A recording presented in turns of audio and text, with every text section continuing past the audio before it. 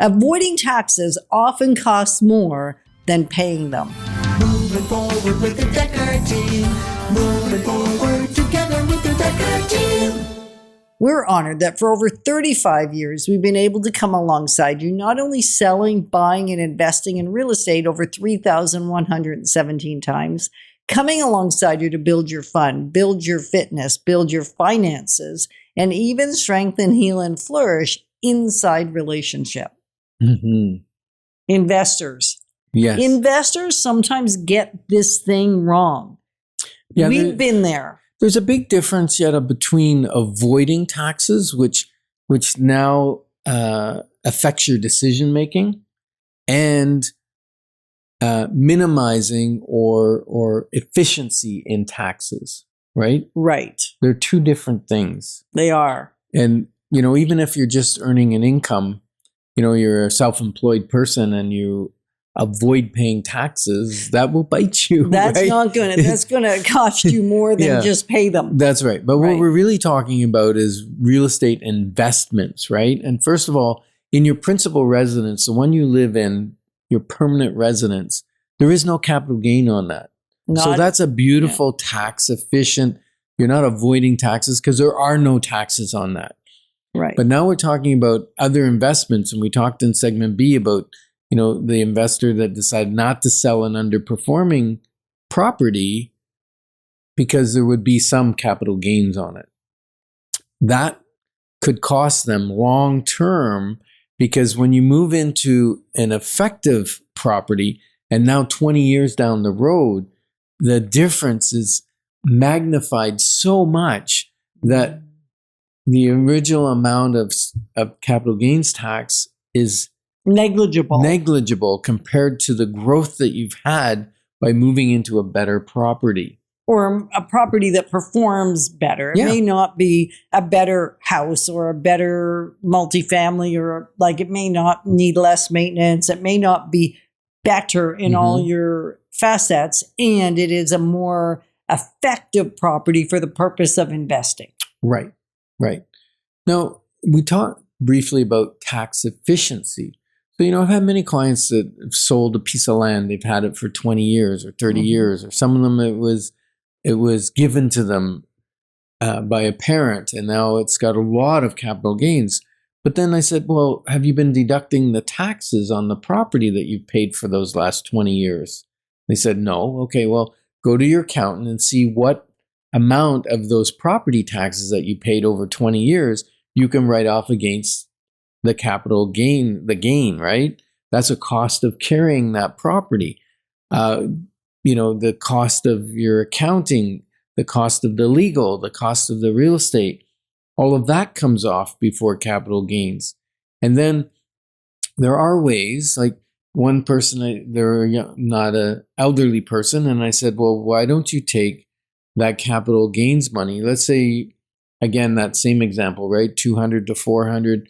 You got $200,000, but you're going to be taxed on $100,000 because it's capital gains.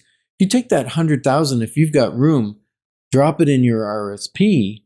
Now the taxes are gone. For now. The capital gains are gone until you remove it. Right. Later, you remove it slowly as you retire or whatever. It's giving you room. It's giving you that money that you would have paid in taxes is now sitting in an RSP. Increasing. Growing and increasing. And yes, you'll have to pay taxes on it eventually. But your growth is happening on money that the government would have had and you wouldn't have been able to. So that's one way. And keep remembering, I can't drive this point home enough, you don't pay capital gains until you go to sell it. So it keeps growing and multiplying exponentially without any money coming off, without taxes being paid. That's why so therefore, it grows much quicker than any other type of investment, all things being equal. And even if things aren't unequal or equal, because you don't pay tax and then get to grow what's left. Pay tax and grow what's left. Whereas with interest and pretty much every other investment, you pay tax and then you help grow what's left. So real estate functions so differently. And if this was confusing, like really it's time for a clarity call, because in the clarity call, we can understand from you what you know, what you don't know, where you have misunderstandings, where you maybe have some misconceptions, or where you just don't have any clarity whatsoever. Mm-hmm. And really what I get to do with many people is open their eyes to the questions they should be asking their accountant. Because we are not certified accountants. No. We're not CAs.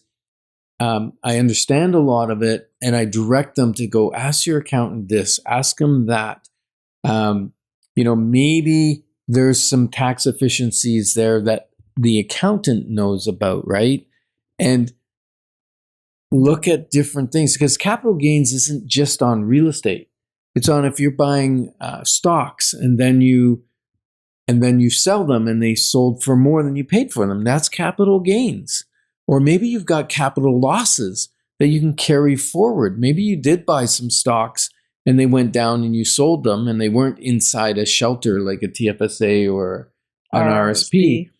And that's a capital loss. And you can put that on the books. And then when you do have a capital gain selling some real estate, they offset. So you don't have as much money going into the capital gains portion. Right. So it's not as straightforward as we want it to be or we make it sound. No, it's not. Well, there are complexity, and I always say paying a great accountant is money well spent, because it's an investment in your tax efficiency and not overpaying in tax. Taxes are good. Taxes are what build the roads and, the social services and all the different things that we come to expect as Canadians. And there's no point in overpaying taxes more than you need. Like if, we talked about that interest, right? That it's taxed at the highest. Well, drop that in your TFSA, your tax-free savings account, if you have room in there. Right now, if you haven't put any money into a tax-free savings account, you probably have about $100,000 worth of room there that you can put investments in, not real estate, but mutual funds, bonds, GICs, whatever, and earn tax-free money. Which is a great place to put interest-bearing things in. Yes, You got it. Yeah, so the Canadian tax system is designed, of course, to tax the wealthy a little heavier, but there are things that the wealthy can do that will save them tax money, right? And you mentioned the clarity call. How are they going to get a clarity call? Go to dekkerteam.com. It's that easy. Just scroll down till you see the spot that says schedule my clarity call at dekkerteam.com. That easy. Yeah, so I'm going to ask our listeners, what might growth look like if tax stopped being the villain in your story? So many people, I'd say, they don't want to earn money because they're going to have to pay tax. Well, I think it's a good problem to have to pay tax. Exactly. Because it means you've made money, right? And Mark Zuckerberg, what did Mark say? He said that the biggest risk is not taking any risk. Ooh, the biggest risk is not taking any risk. Wow. So don't let tax fear decide your future. Let clarity and alignment lead it instead. And we're glad you joined us on Life's Inside Track, because when we move forward together we've got this. Moving forward with the Dekker team. Moving forward together with the Dekker team.